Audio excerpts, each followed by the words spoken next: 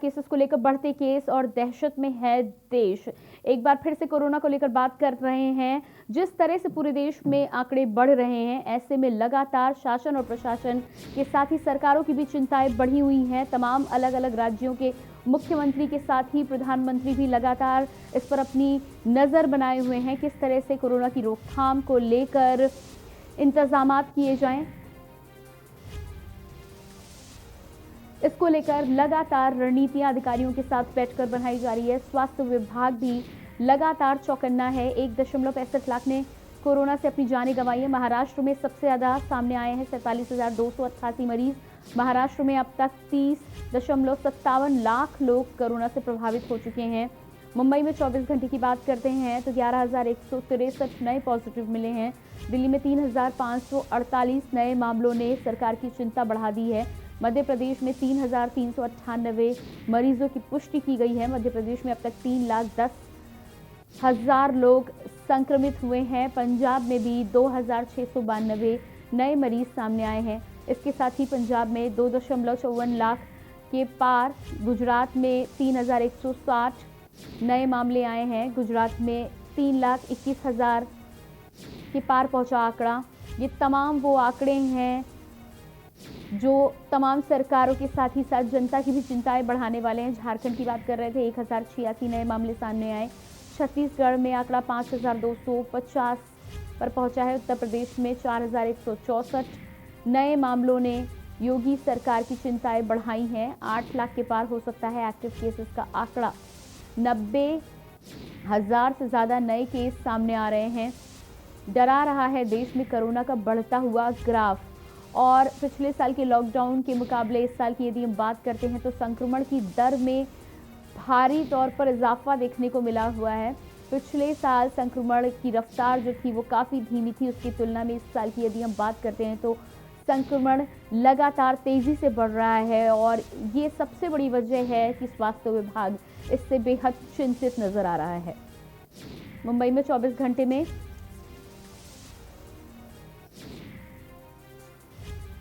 ठीक है, और कोरोना को लेकर तमाम अलग अलग राज्यों में क्या कुछ अपडेट है, क्या जानकारी है, साथ ही साथ सरकारें भी किस तरह से लगातार प्रयास में जुटी हैं, इन तमाम जानकारियों के साथ ही मेरे साथ जुड़ रहे हैं मध्य प्रदेश से स्टेट हेड अवधेश चंद्रवंशी, और साथ ही साथ लखनऊ से हमारे संवाददाता भरत सेठी, और दुर्ग से हमारे संवाददाता रवि सोनकर। सबसे पहले अवधेश जी आपके पास ही आऊंगी। मध्य प्रदेश की स्थितियों की लगातार हम विवेचना करते हैं, पर स्थितियां लगातार खराब ही हो रही हैं। हर दिन आपसे अपडेट ली जाती है।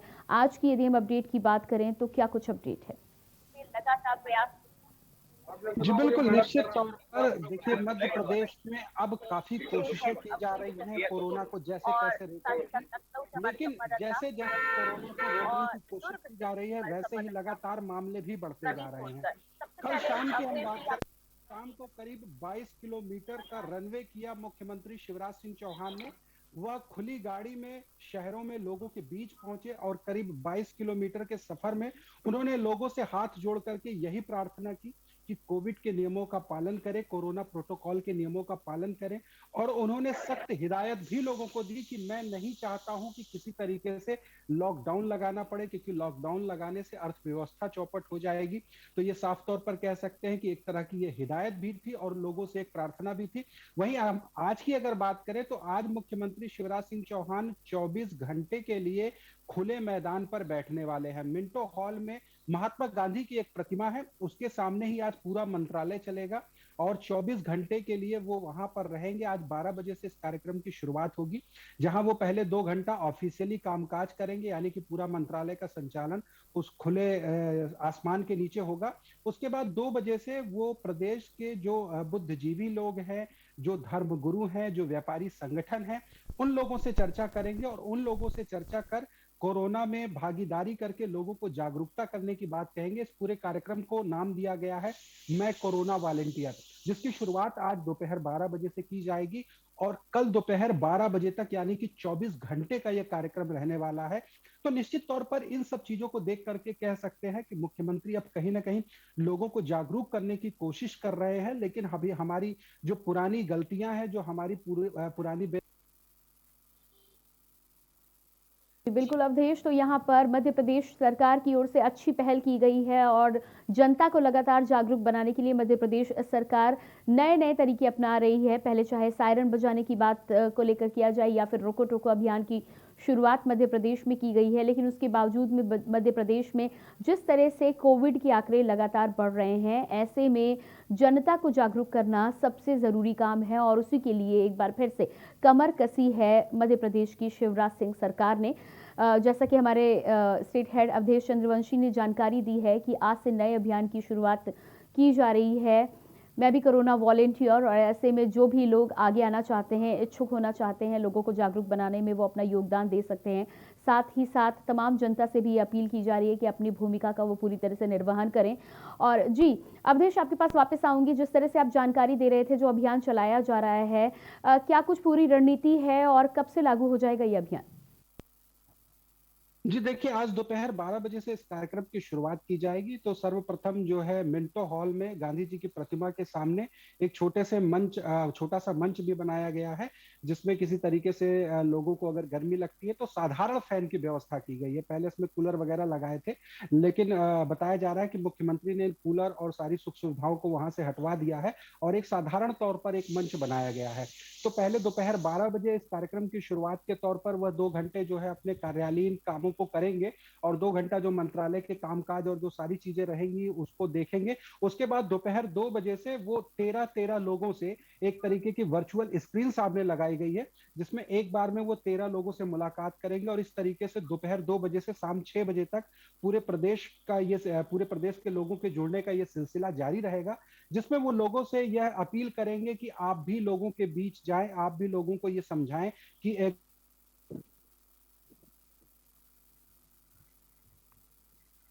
जी, तो यहाँ पर आपने सुना हमारे मध्य प्रदेश से स्टेट हेड अवधेश चंद्रवंशी, जो कि हमें जानकारी दे रहे थे कि किस तरह से लगातार मध्य प्रदेश सरकार एक्टिव मोड पर है कोरोना को लेकर, और जिस तरह से रफ्तार बढ़ रही है, लगातार सरकार भी अपनी भागीदारी बढ़ा रही है। जनता को अधिक से अधिक कैसे जागरूक बनाया जा सकता है, किस तरह से उनमें जागरूकता फैलाई जा सकती है, इसके लिए लगातार नए-नए उपाय किए जा रहे हैं। और मध्य प्रदेश के साथ ही साथ अन्य राज्यों की भी यदि हम बात करें, महाराष्ट्र से जिस तरह की जानकारियां सामने आ रही थी कि भीड़-भाड़ वाले इलाकों में 5 रुपए का टिकट लेकर एंट्री दी जा रही है। साथ ही साथ 1 घंटे के बाद यदि वहां पर कोई बेवजह रुकता है तो उसके ऊपर चालानी कार्रवाई भी की जा रही है। इस तरह की पहल अन्य राज्यों में भी शुरू की गई है और ये तमाम ऐसी चीज़ें हैं जिनके माध्यम से अलग-अलग राज्यों की सरकारें लगातार ये प्रयास कर रही हैं कि जनता को ज़्यादा से ज़्यादा जागरूक बनाया जा सके, क्योंकि जिस तरह से जनता का मास्क, कोविड गाइडलाइंस का पालन, 2 गज की दूरी, ये तमाम ऐसे हथियार हैं जिनके माध्यम से ही कोरोना को हराया जा सकता है। और पिछले साल भी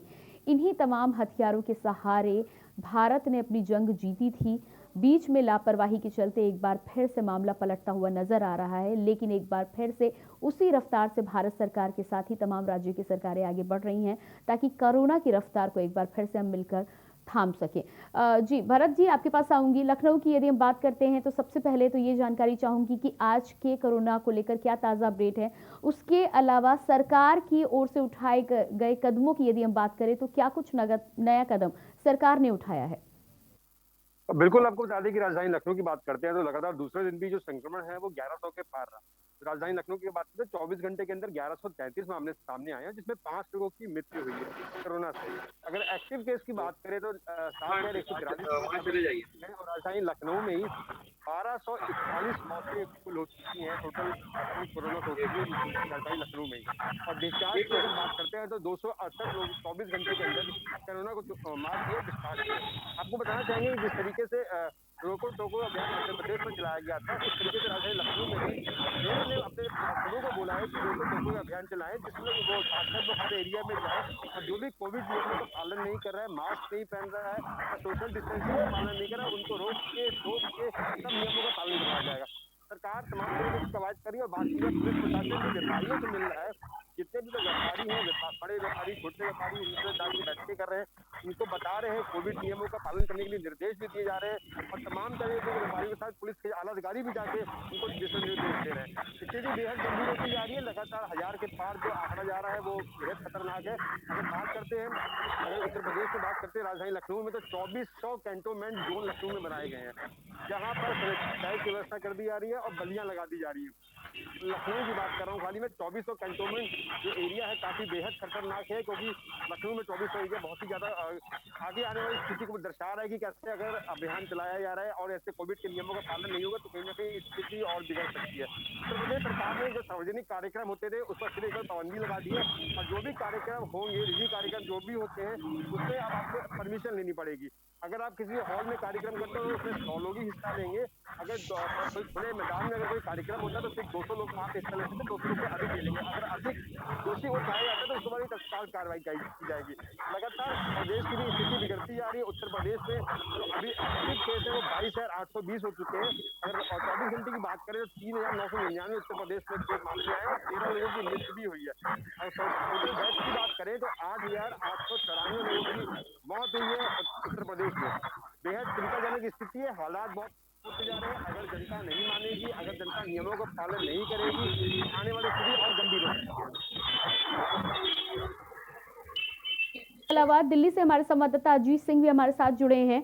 जी अजीत, दिल्ली के बारे में यदि हम बात करें तो देश की राजधानी है, खतरा भी लगातार बढ़ रहा है। हालांकि केसेस की यदि हम बात करें तो फिलहाल तमाम राज्यों की तुलना में अभी कुछ हद तक दिल्ली ठीक नजर आ रहा है, लेकिन वहां की ताजा अपडेट की यदि हम बात करें तो क्या कुछ है वहां की ताजा अपडेट? जी जी, मैं आपको बता दूं कि देश की राजधानी दिल्ली में जिस तरीके से कोविड केसेस पूरे देश में बढ़ रहे हैं, तो दिल्ली में भी लगातार कोरोना केसेस बढ़ रहे हैं। और देखा जाए तो बीते 24 घंटे में 3500 से ज्यादा केसेस आए हैं।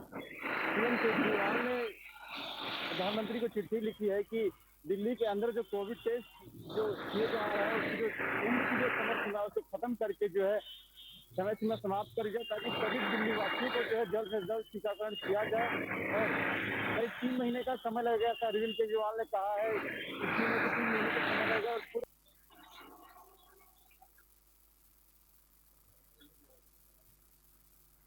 जी अजीत की आवाज़ हम तक नहीं पहुंच पा रही है। अवधेश जी, कोरोना की लड़ाई में जिस तरह से सरकारें आगे आ रही हैं वो एक महत्वपूर्ण कदम है, लेकिन उसके साथ ही साथ दूसरी सबसे बड़ी बात यह है कि वैक्सीनेशन की प्रक्रिया को भी बढ़ाया जाना बहुत ही महत्वपूर्ण कदम है। उसके लिए मध्य प्रदेश में क्या कुछ इंतजाम किए जा रहे हैं, कैसे बढ़ाया जाएगा वैक्सीनेशन? जी देखिए, हम वैक्सीनेशन की बात करें तो कल स्वास्थ्य मंत्री प्रभुराम चौधरी ने भी यही बात कही कि हमें वैक्सीनेशन सेंटर्स बढ़ाने होंगे, और अभी अलग अलग चरणों में वैक्सीनेशन के कई सेंटर्स बढ़ाए भी गए हैं। और अब खास करके जो राज्य के जो शहर हैं उनमें ये कोशिश की जा रही है, जो कॉलोनियां हैं, कॉलोनियों के जो हॉल्स हैं या जो सामुदायिक भवन है, वहां पर भी स्वास्थ्य विभाग के अधिकारी जाकर के 45 प्लस जो लोग हैं उनको वहां पर कोविड का टीका लगा रहे हैं।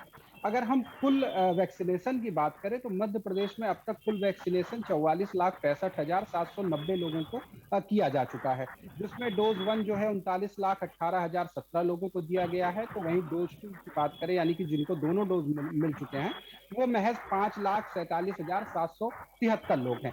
यानी कि कुल आबादी का लगभग 1% लोग ऐसे हैं जिनको दोनों डोज दिया जा चुका है। लेकिन इंदौर में एक चिंताजनक बात सामने आई कि जिन लोगों को दोनों डोज दिया गया था उनमें दोबारा कोविड पॉजिटिव हुआ, उनको आईसीएमआर के द्वारा दिल्ली उनका टेस्टिंग के लिए उनका सैंपल भेजा गया। सबसे बड़ी चिंताजनक बात ये मिली कि उनमें से 6 लोग ऐसे हैं जिनमें यूके वेरिएंट का नया कोविड मिला है। तो ये तमाम चीजें हैं जो सरकार की चिंताओं को लगातार बढ़ा रहा है। हालांकि वैक्सीनेशन ही एकमात्र ऐसा उपाय है, और प्रदेश सरकार का तो ये लक्ष्य है कि अगले 6 से 7 महीने में वैक्सीनेशन के कार्य को पूरा कर लिया जाएगा। लेकिन अभी की स्थितियों को अगर हम देखें तो करीब 1.5 से 2 महीने का समय हो चुका है, जहां जनवरी में इसकी शुरुआत हुई थी, और उसके बाद करीब 2 महीने से ऊपर का समय हो चुका है। उसमें महज 1% लोगों को ही अभी वैक्सीनेशन किया गया है, और बाकी अभी 7 करोड़ की आबादी है, उनमें अभी 45 प्लस और 45 के ऊपर के भी अभी लोग हैं। हालांकि मध्य प्रदेश में जो आंकड़ा देखने को मिल रहा है 60+ जितने लोग हैं, 60% में मतलब जो कुल वैक्सीनेशन हुए हैं उनमें 60% उम्र के जो हैं वो लगभग 39% लोग हैं, और 45+ जो है वो 61% लोग हैं। यानी कि 45+ वालों ने जो है ज्यादा रुचि दिखाई है और वैक्सीनेशन वो ज्यादा सहभागिता ले रहे हैं। लेकिन अभी 60+ वाले काफी लोग बचे हुए हैं, करीब 1 करोड़ लोगों को जो 60+ उम्र से हैं उनको चिन्हित किया गया था, अभी उनका वैक्सीनेशन नहीं किया गया। ऐसे में लोगों को जागरूक करना होगा। अगर हम 1 अप्रैल की बात करें तो 1 अप्रैल में 30 जिले ऐसे थे जहां पर पूरे मध्य प्रदेश के 55 जिलों में 30 जिले ऐसे थे जहां पर एक भी वैक्सीनेशन नहीं हुआ था। तो ये तमाम वो चीजें हैं जो सरकार को ध्यान देनी होगी, लोगों के लिए जागरूकता बढ़ानी होगी ताकि लोग अधिक से अधिक संख्या में वैक्सीनेशन लेने आए, और वैक्सीनेशन ही अभी एकमात्र बचाव का उपचार है। जी प्रियंका। साथ ही साथ दुर्ग से हमारे संवाददाता रवि सोनकर भी हमारे साथ जुड़ चुके हैं।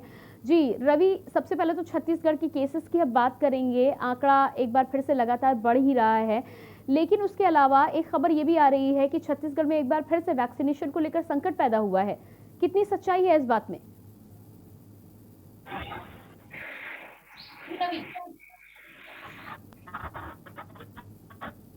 जी रवि, क्या आप मुझे सुन पा रहे हैं? जी सुन पा रहे। जी, मेरा सवाल ये है कि छत्तीसगढ़ में एक बार फिर से वैक्सीनेशन की जो संख्या है, वैक्सीनेशन की जो डोज है, उसको लेकर सवाल सामने आए हैं कि वैक्सीनेशन के लिए जो डोजेस वहां जानी चाहिए थी उनकी कमी पड़ी है। कितनी सच्चाई है इस बात में? जी देखिए, वैक्सीनेशन की जहां तक बात आई है तो वैक्सीनेशन बिल्कुल सही बात है कि छत्तीसगढ़ में जितनी डोज छत्तीसगढ़ के लिए केंद्र सरकार के द्वारा उपलब्ध कराई गई थी, उस वैक्सीनेशन के अगर मात्रा को देखा जाए तो वो छत्तीसगढ़ की जनता के छत्तीसगढ़ की जनसंख्या के हिसाब से काफी कम है। अगर रेशो वाइज बात किया जाए तो मात्र अभी 3 लाख डोज यहाँ पर छत्तीसगढ़ शासन के पास उपलब्ध कराई गई है केंद्र सरकार के द्वारा। और यदि प्रतिदिन 3 लाख के हिसाब से डोज भी अगर करवाई जाती है उपलब्ध छत्तीसगढ़ को, तो मान के चला जा सकता है कि 15 से 20 दिनों में, महीना भर के अंदर में जो वैक्सीनेशन की रफ्तार है वो बढ़ेगी, और लगभग जो 45 वर्ष से ऊपर के जितने लोगों को जो वैक्सीनेशन अनिवार्य किया गया है उन तक जरूर पहुंच पाएगी। जी, इसके साथ ही साथ यदि हम ताज़ा अपडेट की बात करते हैं, आज के जो एक्टिव केसेस हैं उनकी बात करते हैं, तो क्या जानकारी है आपके पास? सीधा ये है कि आज दुर्ग जिले में लॉकडाउन संपूर्ण लॉकडाउन आज से लागू कर दिया गया है। रात के 12 बजे से लागू हो चुका है, और साथ में प्रदेश के जितने भी मेजर सिटीज हैं, राजधानी रायपुर ले लीजिए, राजनांदगांव ले लीजिए, बिलासपुर ले लीजिए, ये सारे बहुत डराने वाले आंकड़े यहाँ से कोविड पॉजिटिव के आ रहे हैं। इनको देखते हुए आज से संपूर्ण लॉकडाउन दुर्ग जिले में लागू कर दिया गया है। आम जनमानस का जी बिल्कुल, आप सभी बने रहिएगा हमारे साथ। फिलहाल वक्त हो चला है एक छोटे से ब्रेक का, और यहाँ पर अपने तमाम दर्शकों को मैं बता देना चाहती हूँ कि कोविड को लेकर लगातार हम आप तक ताज़ा अपडेट पहुँचाने का प्रयास कर रहे हैं। किस तरह से आंकड़े बढ़ रहे हैं और किस तरह से सरकारें लोगों को जागरूक करने का प्रयास कर रही हैं, इसको लेकर चर्चा हम जरूर करेंगे, लेकिन फिलहाल रुकेंगे एक छोटे से ब्रेक। आप देख रहे हैं